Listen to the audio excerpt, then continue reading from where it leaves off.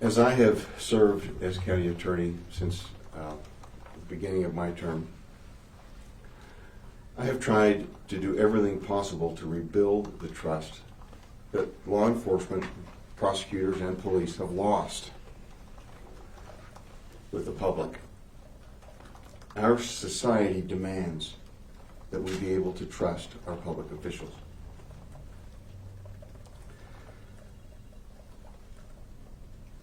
I want to talk to you about two separate cases. The first case involves a man by the name of Nicholas Rossi. Nicholas Rossi allegedly raped a woman in Orem, Utah in 2008. That case was reported to law enforcement. It went uninvestigated largely. Her rape exam, the victim's rape exam, went untested for a dozen years. Until shortly around the time I took office, we ensured that it was tested. That rape kit produced evidence that a convicted sex offender in Ohio, Nicholas Rossi, was the suspect. We engaged in a lengthy investigation involving the State Bureau of Investigation, the United States Department of Justice, the Scottish authorities, for reasons that I'll disclose, which you may already know, but I'll disclose in a moment, that revealed that Nicholas Rossi was also going by the name of Arthur Knight, that he'd faked his own death, relocated to Scotland, and we located him in a hospital bed in Scotland suffering from COVID. He's now awaiting extradition on charges which I levied against him for the 2008 rape of the Utah County resident. Nicholas Rossi's MO, his mode of operation, has been to take on people who accuse him or who threaten him or who in any way stand in his way with vile crimes, with blackmail, with extortion. And there's a lengthy history and pattern of Nicholas Rossi doing that. Now, he's engaged in that process against me and my wife, making all sorts of allegations that are completely groundless, in an effort to shift the attention from his alleged crimes in Utah to something that's a complete farce. That's the first case. The second case involved a local therapist and centered around an allegation made by one tragically mentally ill woman who was that therapist's daughter. She accused him and 15 or 20 other members of the community from being involved in horrific crimes. That investigation, that allegation by that tragically mentally ill woman was so outlandish and so ludicrous that our own fine Special Victims Task Force that investigates these kinds of crimes refused to even interview any of the 15 or 20 people who were alleged to have committed these crimes. The case resulted in criminal charges against one individual, the tragically mentally ill woman's father, and my predecessor, Jeff Buman, ultimately dismissed that case against the therapist because the evidence was so outlandish and so unbelievable. That therapist had his record expunged recently, his arrest expunged recently, and should be out of the public record. Because law enforcement is about trust. It's about being able to say that when the government makes an allegation, that there's substance behind it that we can believe in. And if there's not, then we have a process whereby people can have their names restored, which was the process through which this therapist went.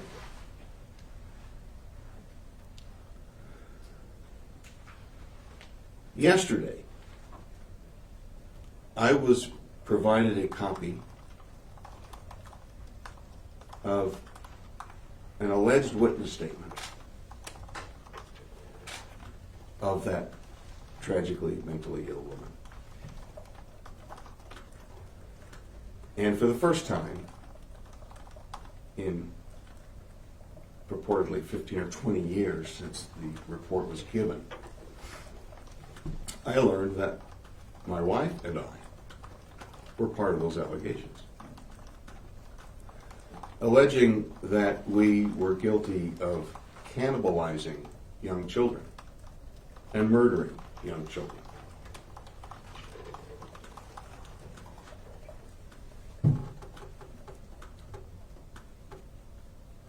This morning at 3:30 approximately in the morning, Nicholas Rossi, posing as Arthur Knight, posted to the internet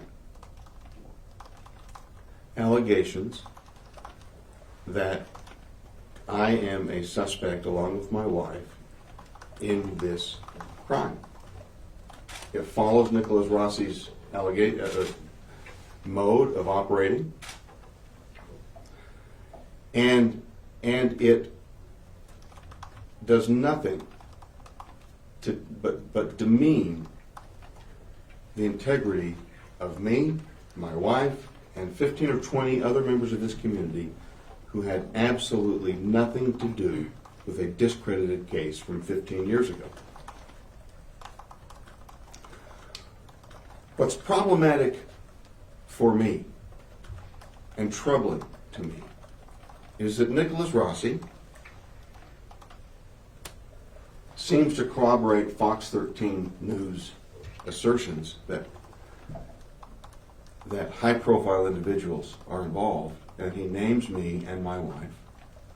And Nicholas Rossi, again, lists Sergeant Spencer Cannon of the Utah County Sheriff's Office as the source for confirming that I indeed am a suspect in crimes that involve cannibalism and murder of small children.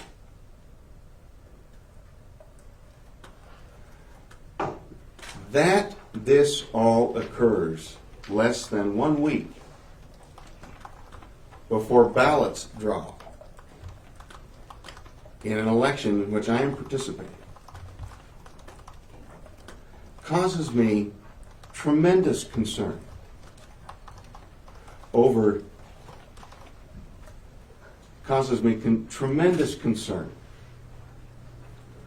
the credibility and the actions and the connections between a convicted sex offender, Nicholas Rossi, and the Utah County Sheriff's Office.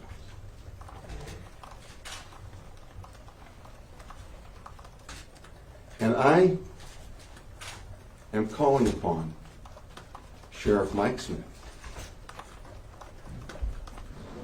to open his office to an outside investigation where outside independent investigators are able to investigate and confirm or deny that documents from a debunked investigation of more than a decade ago were or were not used for political purposes in a Utah County attorney's race. And I call upon Mike Smith to suspend Sergeant Spencer Cannon pending that investigation to determine whether the Utah County Attorney's Office that dismissed charges by my predecessor 12 years ago, whether those charges were dismissed by my predecessor because the allegations were so untenable and unbelievable, and whether the Utah County Sheriff's Office is providing those kinds of documents to political opponents to be used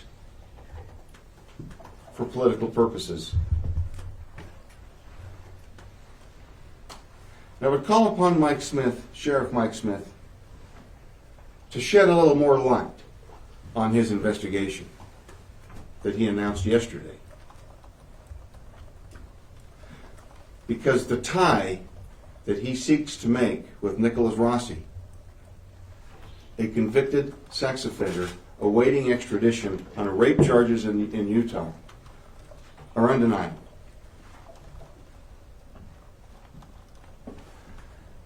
And I challenge Sheriff Smith not only to open his office for an investigation, not only to suspend Spencer Cannon pending that investigation, but to resign himself if it can be demonstrated that his office is being used for such illicit political purposes. That we would stoop in this society to something as disgusting as the 151-page pack of lies that was given to me from the news media disheartens me, angers me. We deserve more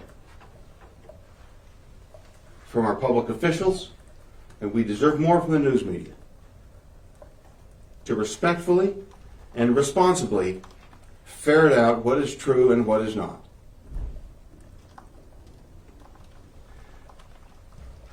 I encourage Mike Smith to open his office to an investigation to find out how the news media received this document. Who created it, if it was not in fact part of the initial case, which I don't know. And I challenge Mike Smith to find out, to open his office for an investigation so that we may find out how in the world did Nicholas Rossi, a convicted sex offender and alleged rapist in Utah County, get the same document. And to open his office for an investigation to understand how his PIO allegedly confirmed that my wife and I are subjects of that investigation, alleging that we are guilty of cannibalism of children and murder of children. And I encourage Mike Smith, if he can, to vindicate himself. That this is not done for his political purposes, for the political purposes of those who seek to eliminate me from this office. And if there is such a link, then I call upon him to resign. Because rebuilding trust in law enforcement is bigger than me, it's bigger than him, it's bigger than all of us. We cannot have a stable civil society without implicit trust in our law enforcement. Now let me say this. Having read the 151 pages of utter baloney, my heart goes out to the 15 or 20 innocent citizens whose names are implicated, whose reputations are besmirched.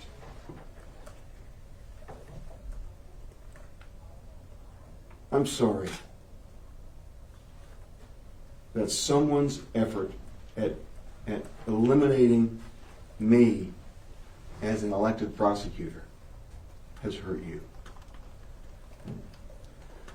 To the tragically mentally ill woman, I'm sorry that someone, for pure political, unvarnished gain, is using your trauma and your heartache for their gain. And if you'll allow me,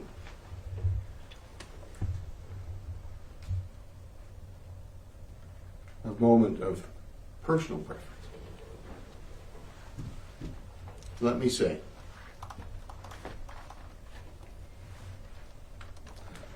my wife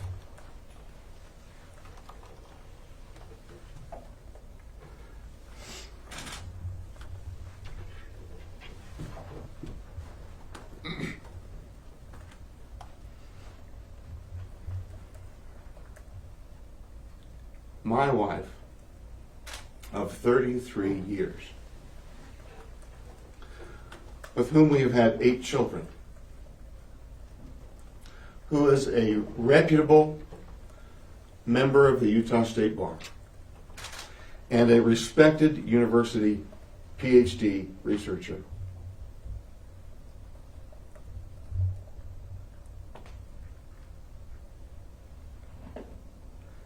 is the kindest, most gentle, most loving person that I've ever known in my life.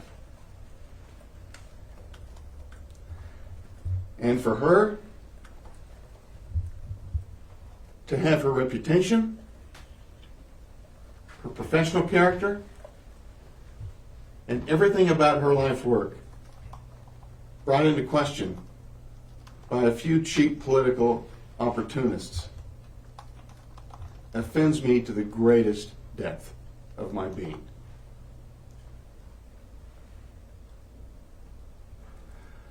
I call on Mike Smith to apologize to my family, to my wife. Spencer Cannon to apologize to my wife. The victim,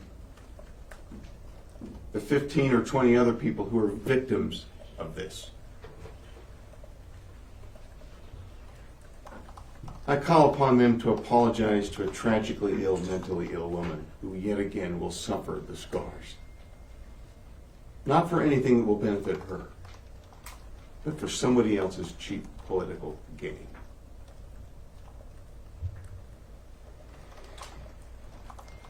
I will end where I began.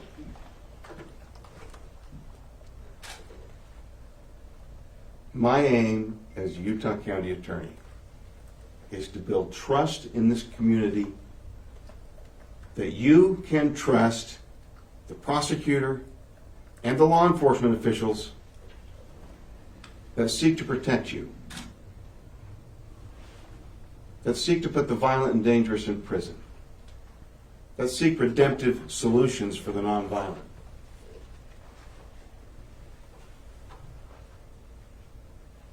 To the extent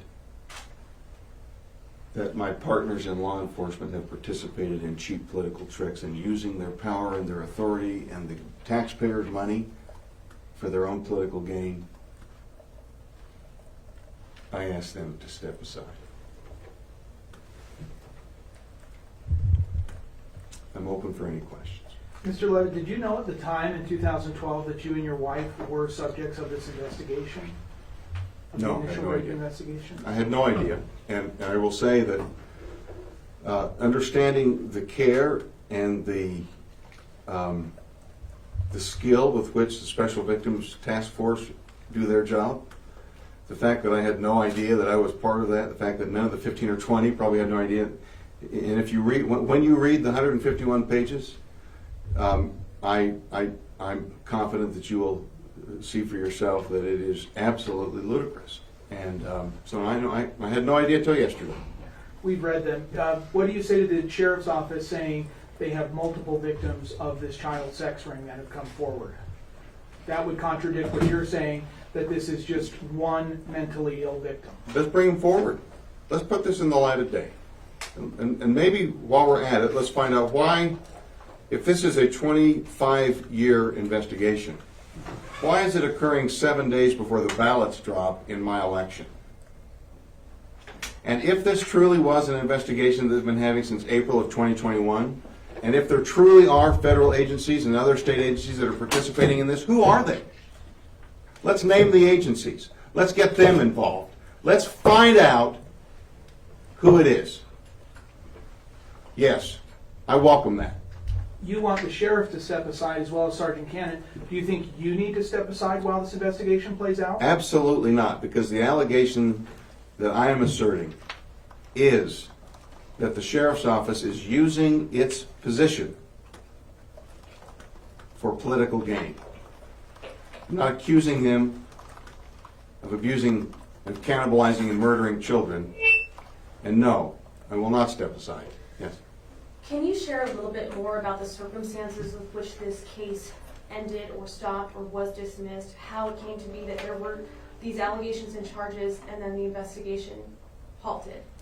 Well, this case was dismissed almost 10 years before I took office.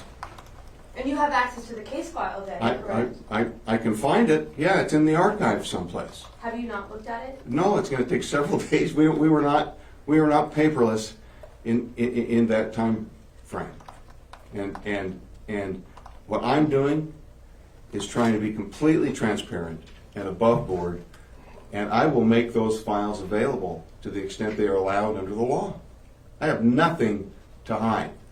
What's going to be interesting to me is if the 151 pages that we all have is in that witness file. You have criticized law enforcement and whoever has released this document, but you're now saying you will release more documents. I think what I said was, let me clarify. Mm-hmm.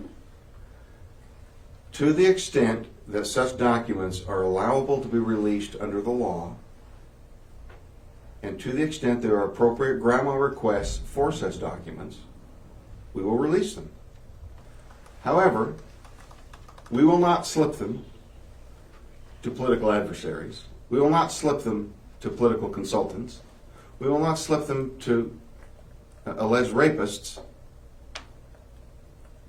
to try and discredit their prosecutor. We will follow the law, and if the documents may be released, we will release them. Do you have an anticipated timeline for that?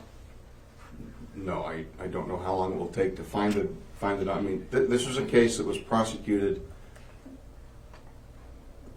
and dismissed 10 years ago, before I took office. And I really want to call out Fox 13. Are they here? That you? Shame on your news station. Shame on Adam Hurwitz for asserting that the Utah County Attorney's Office dismissed a charge of rape without clarifying that case was dismissed 10 years ago by my predecessor. And I expect more of you as an individual and more of you as a news organization. Mr. Levitt, Spencer Cannon denies confirming anything to the article that was published in England. Don't you think it's possible that Rozzi was just making this up? Absolutely possible. That's why we need to have an investigation. Yes, but we don't want to have the person who is the subject of that investigation have access to his text messages, to his emails, to his phone records while that investigation is pending. Have you had any communication with the sheriff's office about your request today for No. investigation? No. When you were the Juab County Attorney, did you know anything about allegations of a sex ring, ritualistic sex abuse going on in Sanpete, Juab, and Utah counties? You would have been the county attorney during the timeline. I prosecuted the therapist in Juab County for poaching a deer. He pled guilty, it's been 20 years ago or more. He poached a deer to use for ritualistic purposes. He pled guilty to it, as I recall. And was I aware of any kind of ritualistic ring? No, I was not. Could you But you're characterize your saying there, relationship? you're saying there that with he killed that deer for a ritual purpose.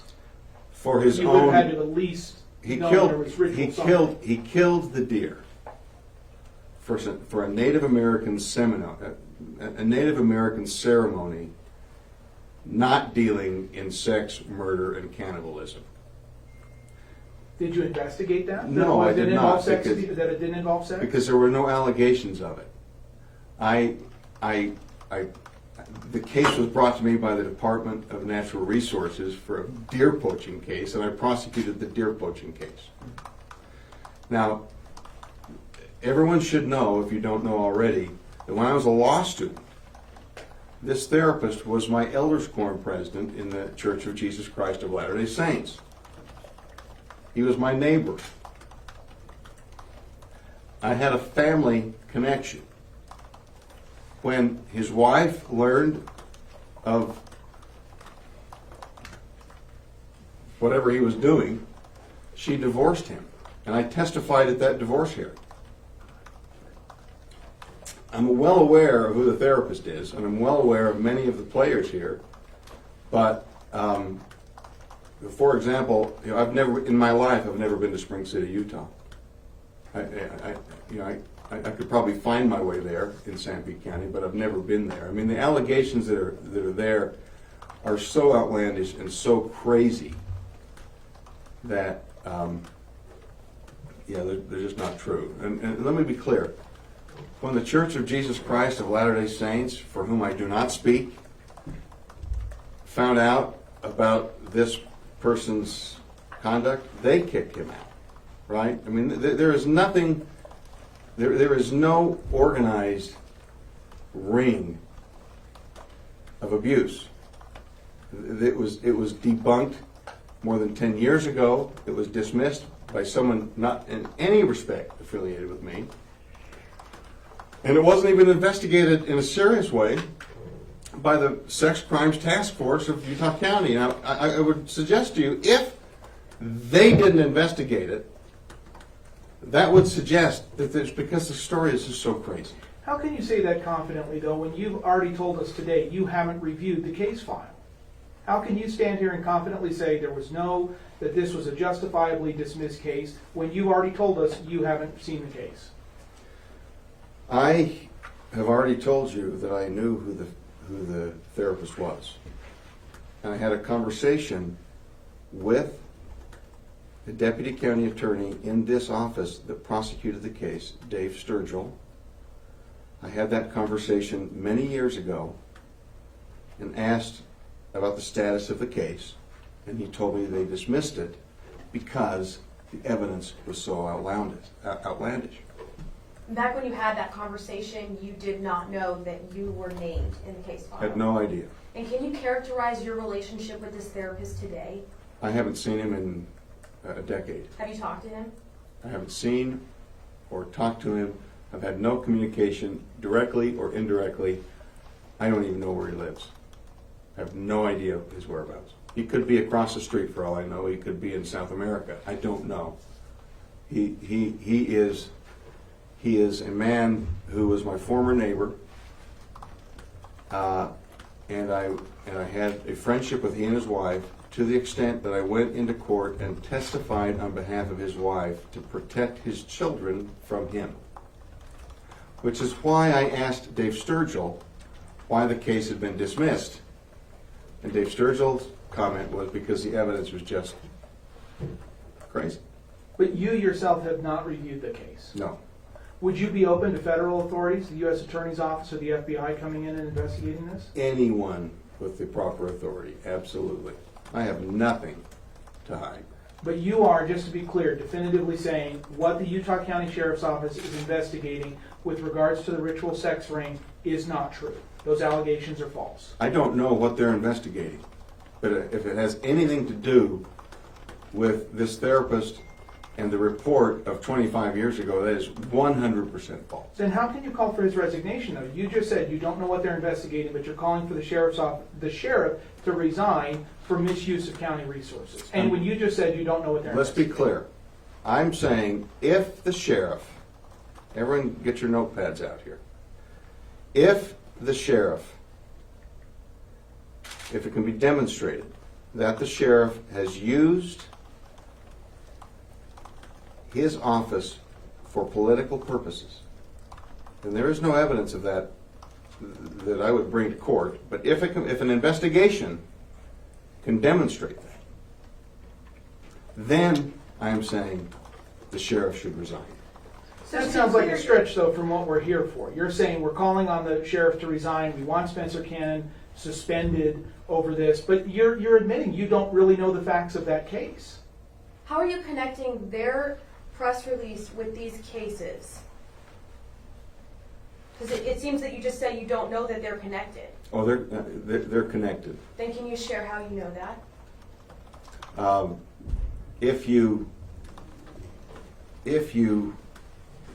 What I'll do for you is I'll put together graphics that make the connection.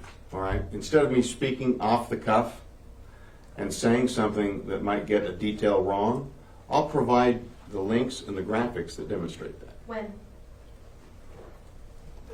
Whenever I have it prepared. I mean, this wasn't on my docket of things to do yesterday. Mr. Levin, Yes. how is not a conflict of interest that you're calling for the resignation of the sheriff over an investigation of which, by your own admission, you and your wife are suspects? Me and my wife are not suspects in an investigation. You said you were involved in the allegations. I mean, you made that I am connection not yourself. a suspect in a criminal investigation.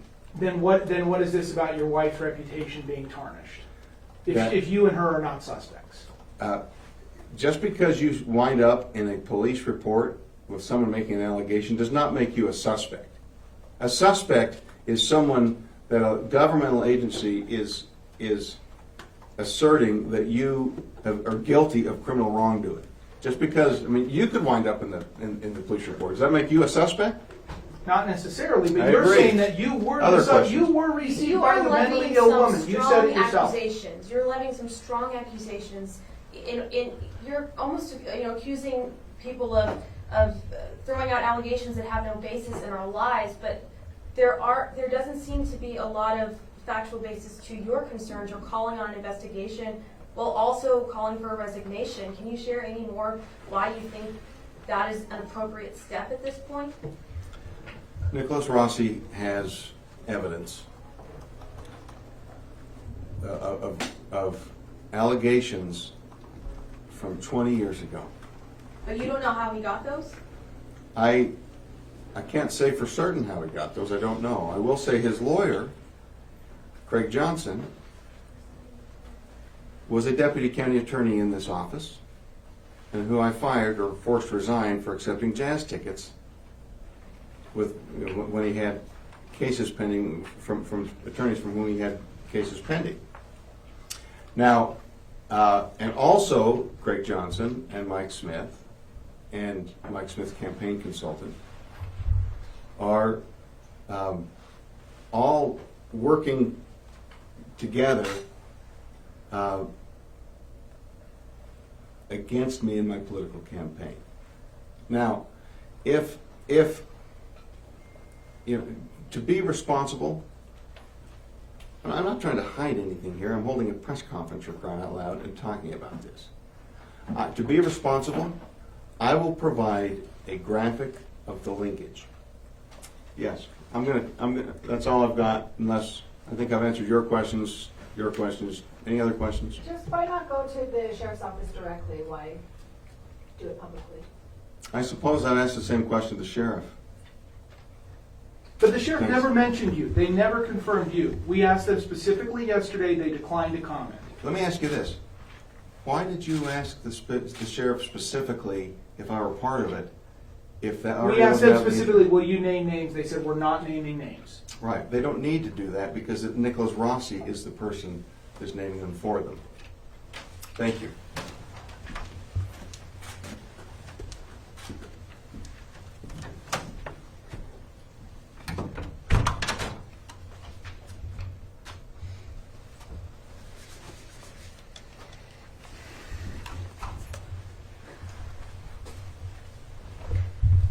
Sherry, he said he planned to release a graphic of some sort. Do you know if that would come out today? I can get that ready for you. Okay. It would just be